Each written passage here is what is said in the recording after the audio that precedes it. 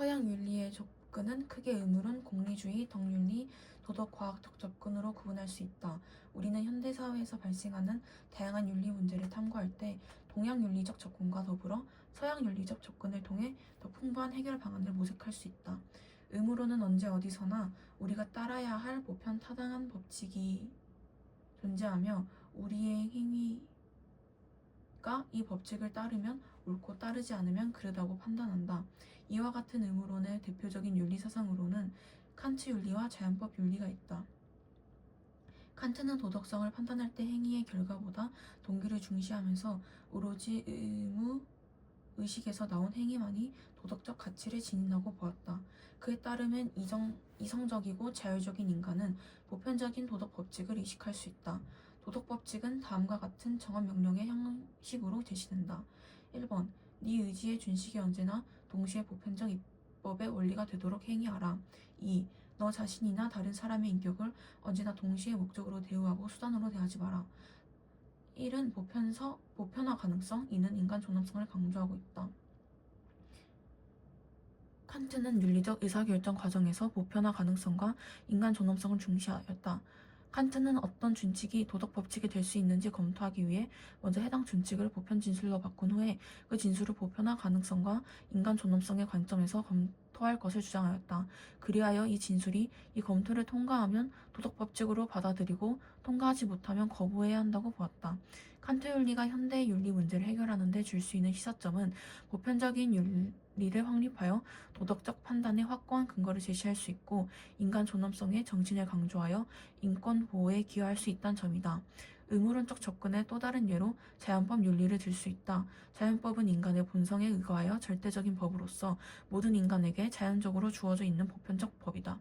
윤리적 의사결정에서 자연법 윤리는 선을 행하고 악을 피하라 라는 핵심 명제를 강조한다. 자연법 윤리에 따르면 자연의 질서를 따르는 행위는 옳지만 그것을 어기는 행위는 그르다. 이처럼 자연법 윤리의 의사결정 과정에서는 어떤 행위가 자연의 질서에 부합하는지 아니면 어긋나는지를 검토한다. 그렇다면 자연의 질서는 무엇일까? 이와 관련하여 아퀴나스는 인간의 본성적으로 지니는 자연적 성향으로 자기보존, 종족보존, 신과 사회에 대한 진리 파악을 제시하였다. 생물학적 존재로서 자신과 자기 종족을 보존하려는 성향과 이성적 존재로서 진리를 파악하려는 성향은 인간이 본성적으로 가지는 자연적 성향이라는 것이다. 이러한 자연적 성향으로부터 자연법 윤리는 생명의 불가침성 및 존엄성, 인간 양심의 자유, 만민평등 등의 자연법적 권리를 도출한다. 자연법 윤리가 현대의 윤리 문제를 해결해 줄 수 있는 시사점은 인간의 자연적 생명권 및 신체의 완전성을 해치는 행위를 반대하는 입장의 이론적 근거를 제공할 수 있다는 점이다. 칸트의 윤리적 의사결정 과정.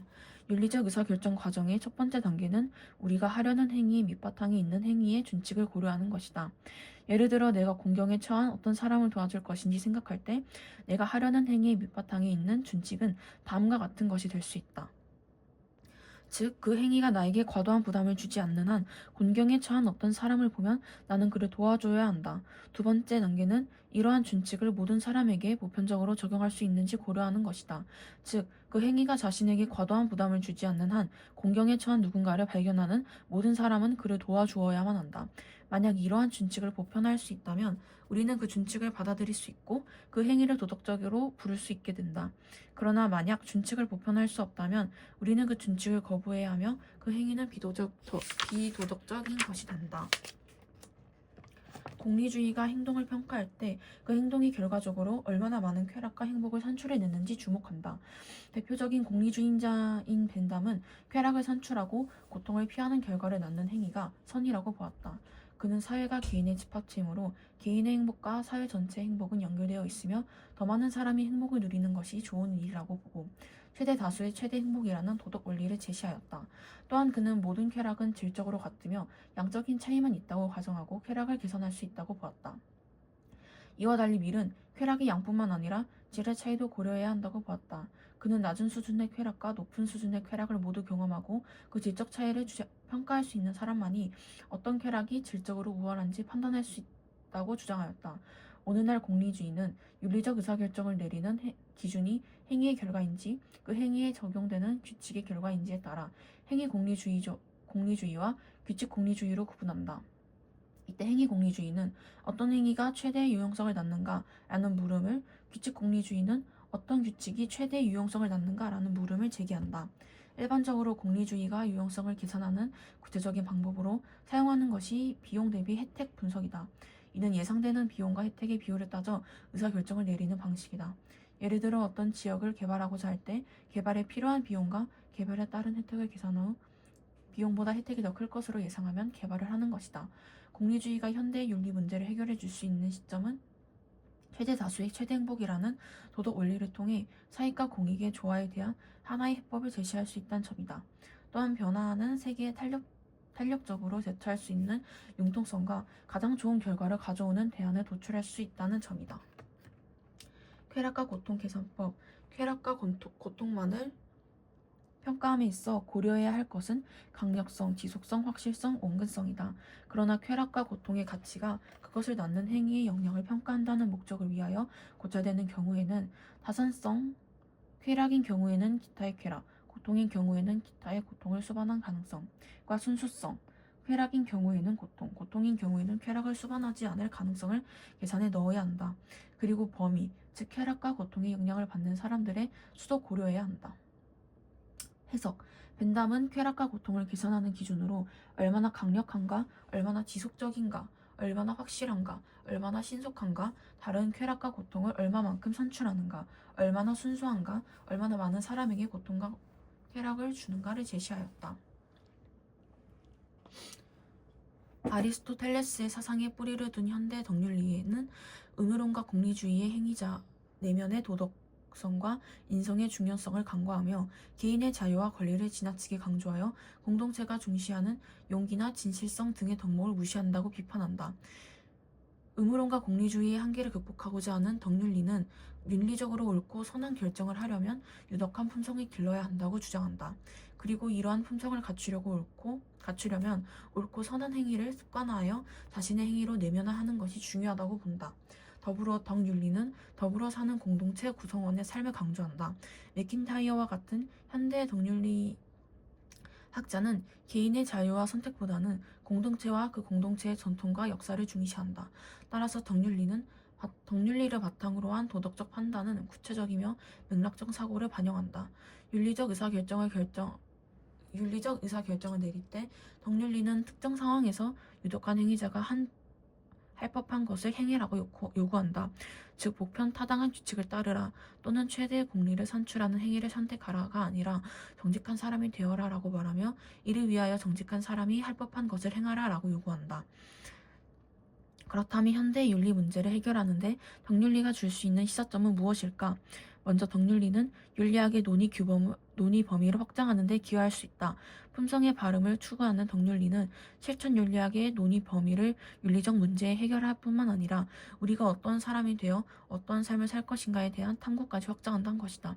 또한 덕윤리는 현대 사회의 다양한 윤리 문제에 관한 개인의 실천 가능성을 강조하기 때문에 도덕적 실천력을 높이는 데 기여할 수 있다.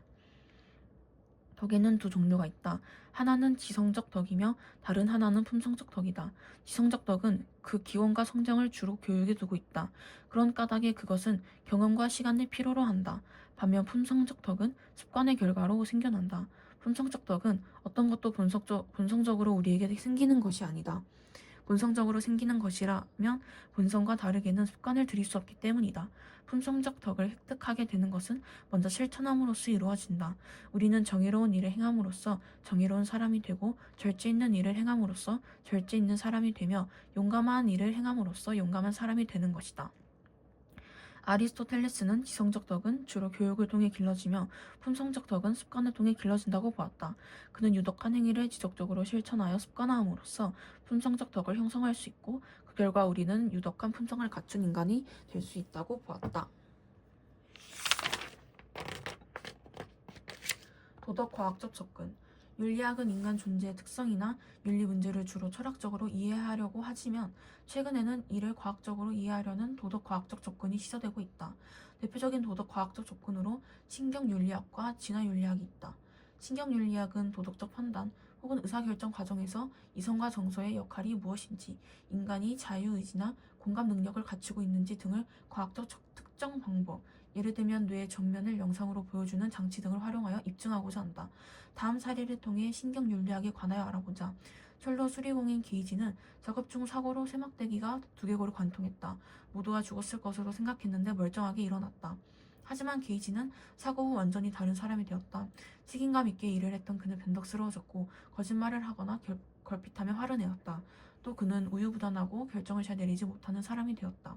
게이지의 언행을 연구한 신경학자 다마지오는 게이지와 유사한 부위에 손상을 입은 사람들은 다른 사람의 마음을 거의 이해하지도 올바른 판단을 내리지도 못한다고 보고하였다. 이 사례는 신경윤리적 접근을 통해 정서가 올바른 도덕적 판단과 행위를 위해 필수적으로 요구된다는 것을 보여준다. 이러한 접근은 도덕적 판단과 행위에 대한 이성 중심의 전통적인 견해를 재검토할 필요가 있다는 것을 경험적 근거를 통해 밝힌 것이다. 진화윤리학은 도덕성을 진화한 측면에서 설명한다. 이타적 행동 및 성품과 관련해 도덕성은 과거 수백만 년 동안 자연 선택을 통해 진화한 것이란 것이다. 이 입장에서는 인간의 이타적 행위를 추상적인 도덕 원리가 아니라 생물학적 적응의 산물이라고 말한다. 즉 이타적 행위가 궁극적으로 자신의 생존과 번식 혹은 자기 유전자를 복제하는 데 도움을 주기 때문에 인간은 이타적으로 행동한다는 것이다. 신경윤리학이나 진화윤리학이 현대의 윤리 문제를 어떻게 해결할 수 있는지 시사점은 인간이 어떻게 도덕적 판단을 내리며 어떻게 도덕성을 형성했는지를 과학적으로 해명하는 데 도움을 줄 수 있다는 점이다. 이들의 연구는 도덕적 삶의 방향이나 목적의 설명보다는 어떤 과정을 거쳐 도덕 판단을 내리고 행동하는지, 어떤 요인이 도덕성의 형성에 영향을 끼치는지에 초점을 두고 있기 때문이다. 따라서 우리는 인간 존재의 특성을 이해하거나 오늘날 당면한 윤리 문제를 해결하고자 할 때 전통적인 윤리 이론을 바탕으로 하되 도덕과학적 연구의 성과를 지혜롭게 활용할 필요가 있다.